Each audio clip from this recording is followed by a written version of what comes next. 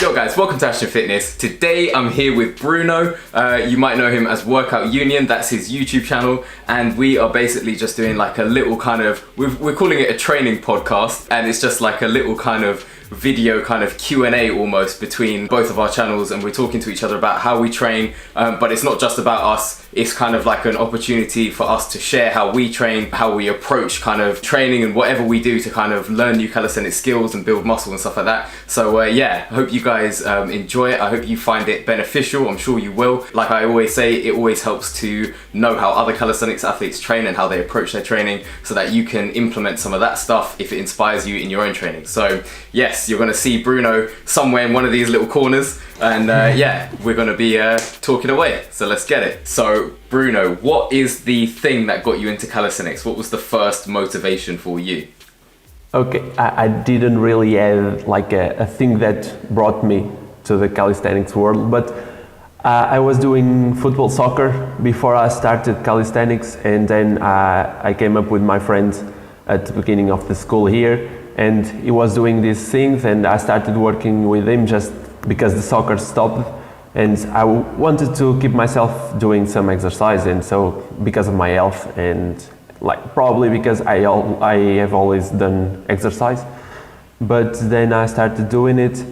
I liked it. Then I started watching videos on YouTube like for skills and so, and the enjoyment just went up, and then I went for it, and since then I haven't stopped. So I really enjoy it because if it's a challenge, you can work with whatever you have, do whatever you want, learn skills or not, just do sets, reps, keep yourself healthy, do kind of workout whenever you are, the time you have, and that's really fine for me, and it really keep me pushing and keep me on track on this kind of training. Yeah.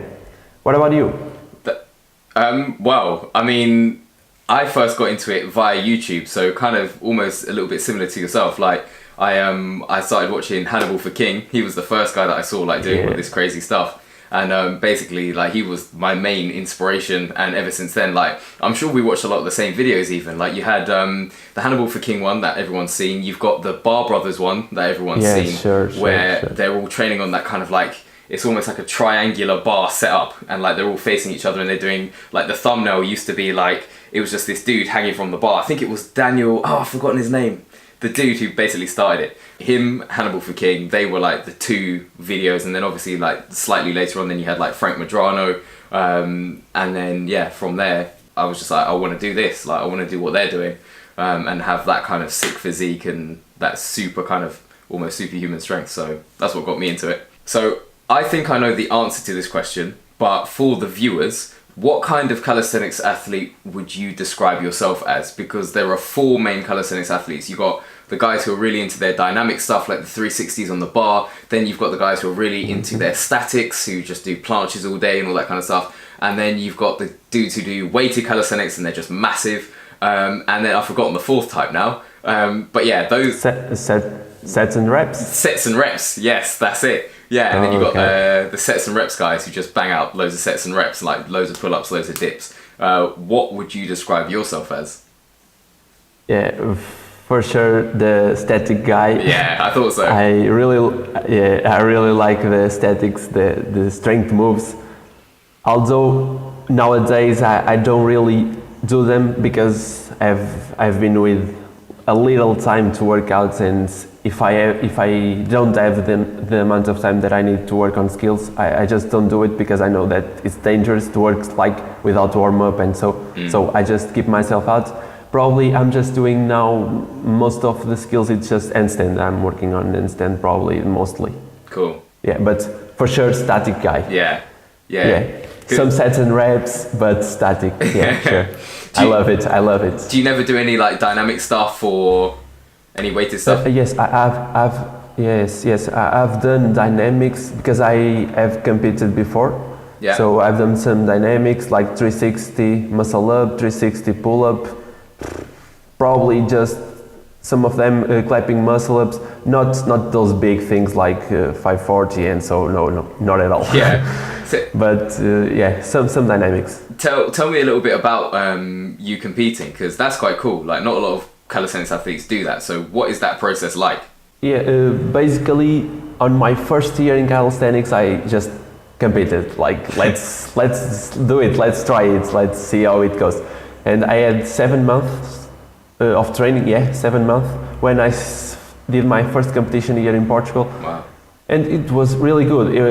We at that time it was the first year of like a calisthenics community here in Portugal. So little people competing, about seven guys competing. So it was very fun starting here. And basically, I had to train a little bit of everything. I just did some push-ups. I could do back lever at the time, so it was my main skill. So. I was pretty happy about it. Back lever and elbow lever also. Oh, yeah. I would do both of them. It was like a really cool thing for me, but I kind of managed to get a good place, although I was training for 7 months, but very good experience. Yeah. A learning experience. Yeah, it is. And you never competed? No, I've never competed, and I don't think I ever will, to be honest, because that's not my kind of thing. Like, I am very much...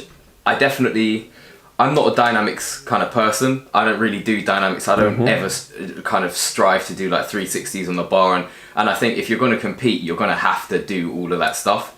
It's just something that's never really appealed to me too much. Like I said, my original inspiration was Hannibal for King. So he's very much about like the kind of control, and like he'll do a few reps, but he'll do them with supreme control. And that's kind of my inspiration. So it's like, yeah. I can't see myself doing like all the 540s and the bar tricks and all the spinning and all that kind of stuff. Like, I'm not saying I'll never learn them, because I think it's nice to have like some kind of skills in your tool belt like that. But yeah, it's not really my kind of vibe. My main vibe is to kind of be able to kind of like teach people this stuff and like teach them how to make the most of their bodies and not necessarily compete. So yeah, that's why I'll never compete personally. But that's just me. Like maybe I will. Sure. I don't know. Who knows? But.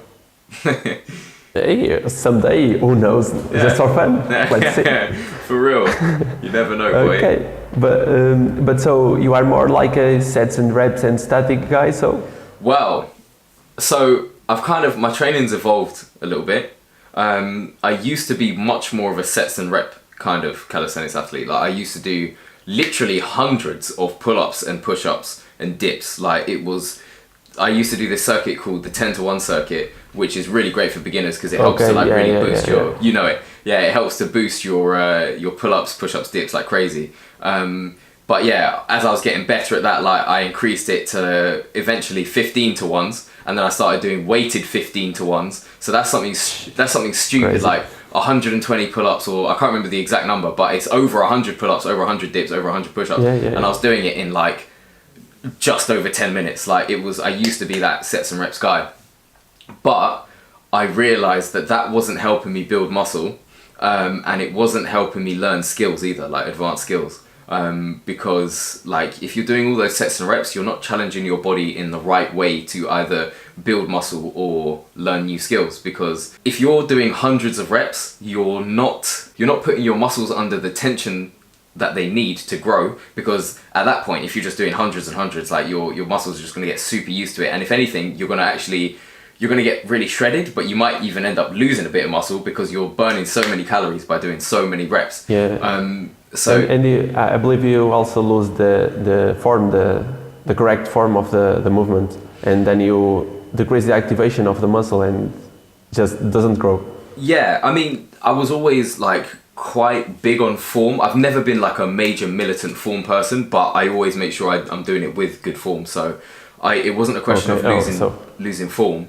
It was just Yeah. But I was just saying because a lot of people do sets and reps and just go for sets and reps the number and doesn't care about form, just finishing the 15 pull-ups, and if I don't finish it, I don't care about the form, I just have to finish, and that's the wrong way, right? That's a thing. That's a big thing as well, because that's what beginners should avoid. Like, you should, even if you're doing less reps, but you're doing them with better form, that's so much better than doing more reps with rubbish form.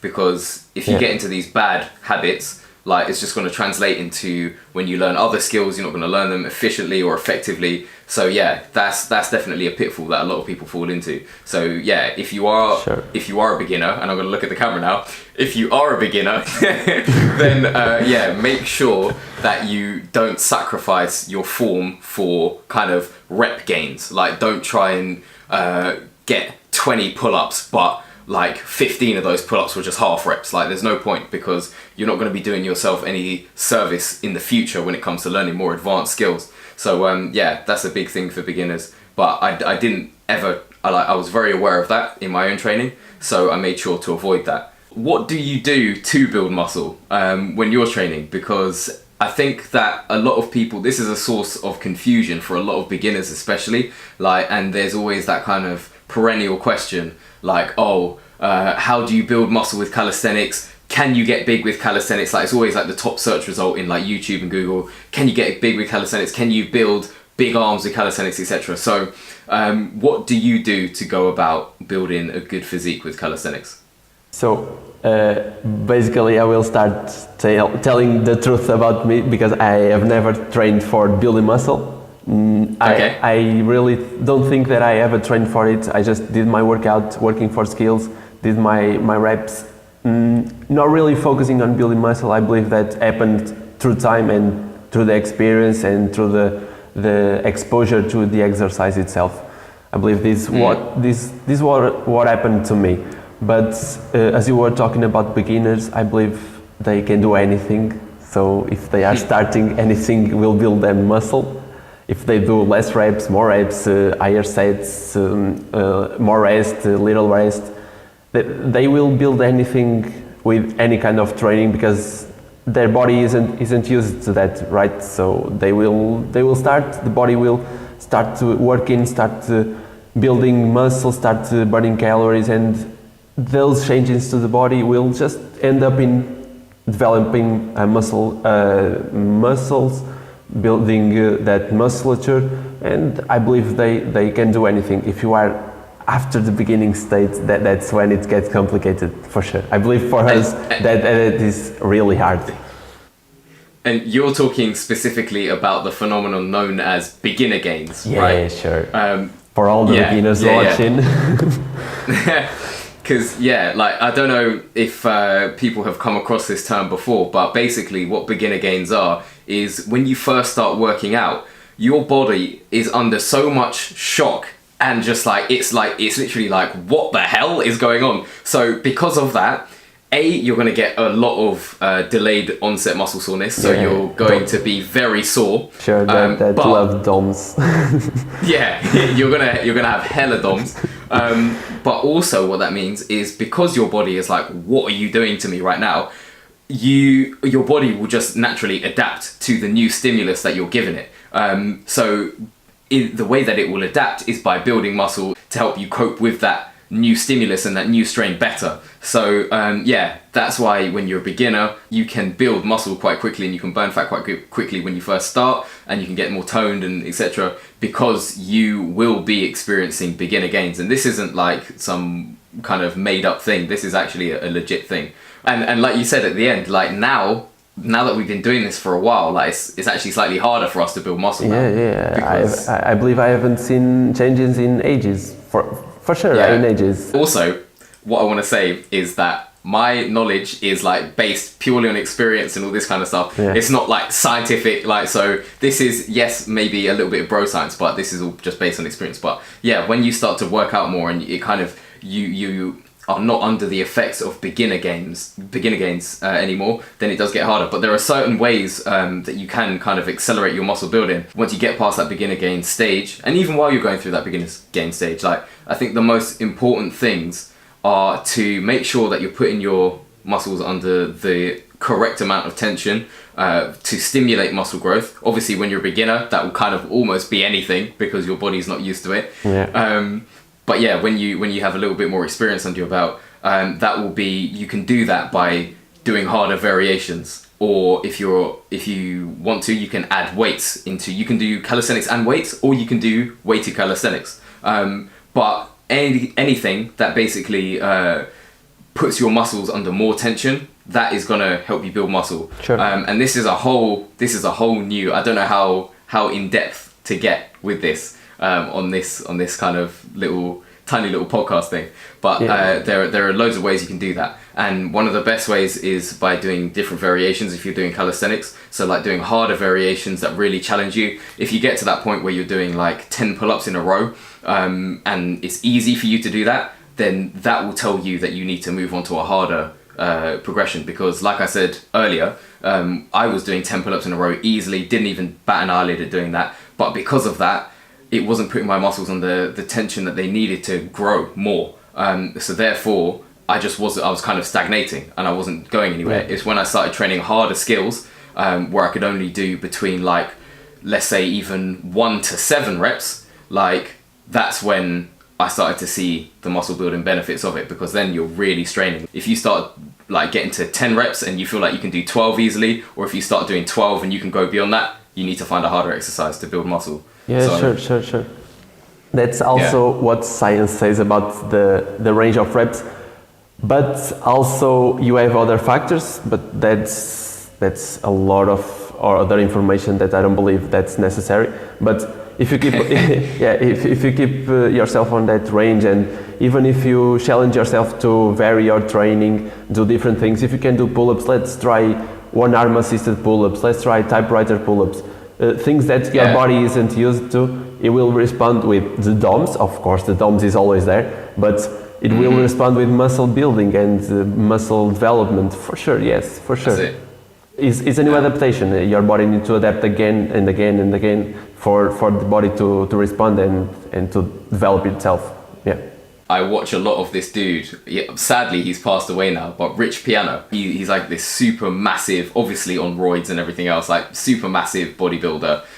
But he was always like, he said 2 things always, and he was always like, the first thing he said is do whatever it takes. But the second thing he always used to say was you always have to shock the muscles, and like that's what you need to do. And like he would just say it repeatedly. And it's interesting that you use the word shock as well, because even though you haven't seen this guy, you already know what it is and what you need to do. And that's one thing that he used to say as well. And he was huge, like he used to just say shock the muscles, always give them new exercises, new weights. And Arnold Schwarzenegger says the same thing. So yeah, there's definitely a lot of truth to that. It really works. Yo guys, if you enjoyed the video, then make sure you check out part 2 on Workout Union's channel. I'm going to leave the description to that video in the description of my video, so just click on that and then you can listen to the rest of what we were talking about in today's podcast. Thank you for watching, and I'll see you over on Workout Union's channel.